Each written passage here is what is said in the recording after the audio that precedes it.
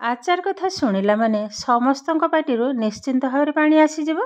तो आज मु आपण मानक सहित एमिति एक आचार शेयर करी जहाकू वर्ष वर्ष धरी साइती रखी खाई पारिबे। नमस्कार, नीलिमा किचन को आपण मानक अनेक अनेक स्वागत। आज मु आपण मानक सहित शेयर करी तेंतुली आचार। तेबे भिडियोटी को स्किप न करी प्रथम शेष पर्यंत देखिबा पय अनुरोध रहिला। तेबे आरंभ करिबा आज ए तेंतुली आचार रेसिपी। एठी देखंतु मु 250 ग्राम रो तेंतुली नेइजे। यहकु मंजी बाहर कर नेइजे परिष्कार भाबरे एई भली भाबरे किंतु मंजी बाहर कर नेइजे। एबे किछि मसला नेइजे, सामान्य किछि मसला 7 रु 8 टा सुखिला लंका, गोटे चमच जीरा एवं गोटे चमच पान मधुरी। आउ नेइजे गुड़ एठी मु टीण गुड़ नेइजे। गुड़टा होजी 500 ग्राम रो। देखंतु एबे नेक्स्ट प्रोसेस को जीवा। मु गोटे बाउल नेइचे। एबे तेंतुली जाक बाउल टे ढाली नबा। आधेरे अल्प पानी मिसई नेबी।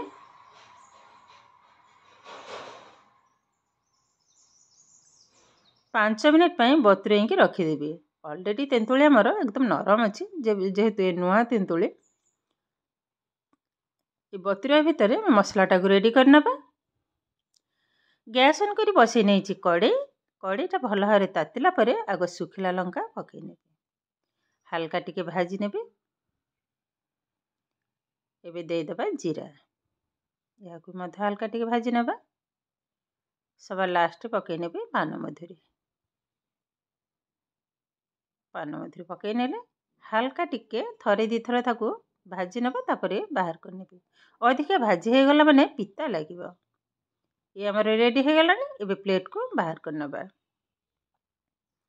एबे सेई कढ़ी रे दे दबा तेल एठी मु 50 ग्राम रो तेल पकई नेली। सोरिष तेल। गैस रो फ्लेम को हाई रे ही रखिबा।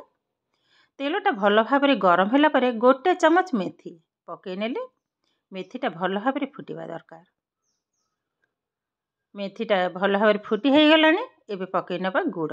एबे किंतु गैस रो फ्लेम को लो टू मीडियम रे ही रखिबा। सबु जाक गुड़ को ढाली नेले। एबे कंटिन्यू गोळे नबा। जो पर्यंत गुड़टा न मेल्ट होची कंटिन्यू एई भली भाबरे गोळे नेबे।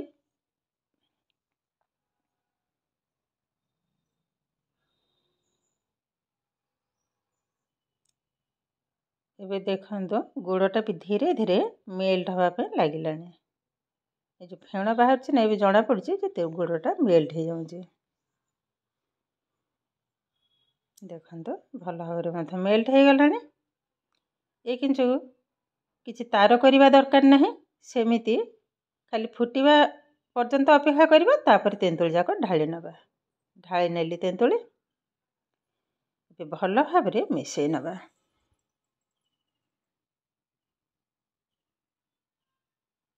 कंटिन्यू किंतु गोळेबा को हबो। एबे पकई नबा स्वाद अनुसार लुणटा किंतु देखिकरी पकेबा को हबो।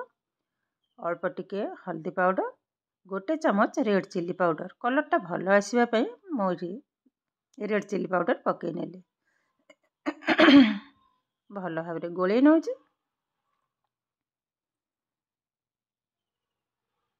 देखंतो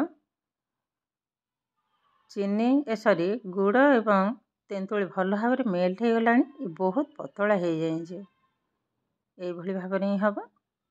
तो कंटिन्यू किंतु ये भाव गोलेबा को हम ना किंतु तले लगी हो। तार कलर भी मत देखो धीरे धीरे चेंज हो गलानी। देखो ये पकई नबा गोटे चमच भिनेगार पकेबा द्वारा आचारटा किंतु बहुत दिन पर्यंत रहिबो। किछि भी खराब हबनी। मु टिके पाखरे देखौची देखंतो कलरटा केते सुंदर भाव आसी जाए जे पाखापाखी अधा हो गलानी। आउ किछि समय टिके हबो गोळे नबा। एमिति आचार करी को स्टोर करी वर्ष वर्ष पर्यंत रखिबे। टिके भी खराब हबनी। आ खाइबा किंतु बहुत टेस्ट लागिबो। खाइबा लास्ट किंतु टिके आचार न हले हबनी। तो एई भली भाबरे आचार तैयारी करी रखी देबे। बहुत भल लागिबो खाइला बेले। ଏବେ ଦେଖନ୍ତୁ ଏବେ ପାଖାପାଖି ରେଡ଼ି ହେଇଗଲାଣି। ଟିକେ ବହଳିଆ ବି ହେଇଗଲାଣି, ପାଣିଟା ଅଲରେଡ଼ି ଶୁଖି ଯାଇଛି। ଆଉ 1 ମିନିଟ୍ ପାଇଁ ଟିକେ ବସେଇ ନେବା। ଏବେ ଭାଜିକି ରଖିଥିବା ଯେଉଁ ମସଲା ତାକୁ ମୁଁ ଦରଦରା ଟାଇପ୍ର କୁଟି ନେଇଛି, ତାକୁ ମଧ୍ୟ ପକାଇ ନେଲି। ବାସ୍ ଏବେ ଭଲ ଭାବରେ ମିଶାଇ ନେବା। ଏ ଆମର ଅଲରେଡ଼ି ହେଇଗଲାଣି। ଏବେ ଓହ୍ଲାଇ ଆଣିବା, ଥଣ୍ଡା ହେବା ପର୍ଯ୍ୟନ୍ତ ଅପେକ୍ଷା କରିବା। ଏବେ ଦେଖନ୍ତୁ ଆଚାରଟା ଥଣ୍ଡା ହେଲା ପରେ ଆଉ ଟିକେ ଟାଣ ହେଇଯାଇଛି, ଆଉ କଲର୍ଟା ବି ଦେଖନ୍ତୁ ବହୁତ ସୁନ୍ଦର ଦେଖାଯାଉଛି। ଏବେ ଗୋଟେ ପ୍ଲେଟ୍କୁ ଉଠାଇ ଆଣିବା। ଏହାକୁ ଯେକୌଣସି ଡବାରେ ଥଣ୍ଡା ହେଲା ପରେ ରଖିଦେବେ, ବହୁତ ଦିନ ପର୍ଯ୍ୟନ୍ତ ରହିବ। ଦେଖନ୍ତୁ ଗୋଟେ ପ୍ଲେଟ୍ରେ ମଧ୍ୟ ମୁଁ ବାହାର କରି ନେଇଛି। କେତେଟା ସୁନ୍ଦର ହେଇଛି ଦେଖନ୍ତୁ, କଲର୍ଟା ବି ବହୁତ ସୁନ୍ଦର ହେଇଛି, ବାସ୍ନାଟା ବି ବହୁତ ସୁନ୍ଦର ଆସୁଛି।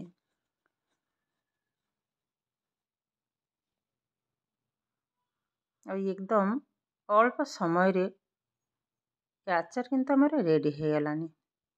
ମୁଁ ଟିକେ ଚାମଚରେ ଉଠାଇ ଦେଖାଉଛି, ଦେଖନ୍ତୁ କେତେଟା ସୁନ୍ଦର ହେଇଛି ଏ ତେନ୍ତୁଳି ଆଚାର। ଏ କିନ୍ତୁ ପ୍ରସ୍ତୁତ ହୋଇଗଲା ଆଜିର ତେନ୍ତୁଳି ଆଚାର ରେସିପି। ଆଜିର ଭିଡ଼ିଓଟି ଆପଣମାନଙ୍କୁ କେମିତି ଲାଗିଲା କମେଣ୍ଟ କରିବାକୁ ଜମା ବି ଭୁଲିବେନି।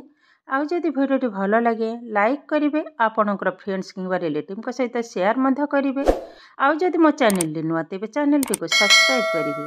ଏମିତି ଆହୁରି ନୂଆ ନୂଆ ନୋଟିଫିକେସନ୍ ପାଇବା ପାଇଁ ପାଖରେ ଥିବା ବେଲ୍ ଆଇକନ୍କୁ କ୍ଲିକ୍ କରିବେ। ତାହେଲେ ଆଜି ପାଇଁ ରହୁଛି, ପୁଣି ଦେଖାହେବ ଆଉ ଏକ ନୂଆ ଭିଡ଼ିଓରେ। ନମସ୍କାର।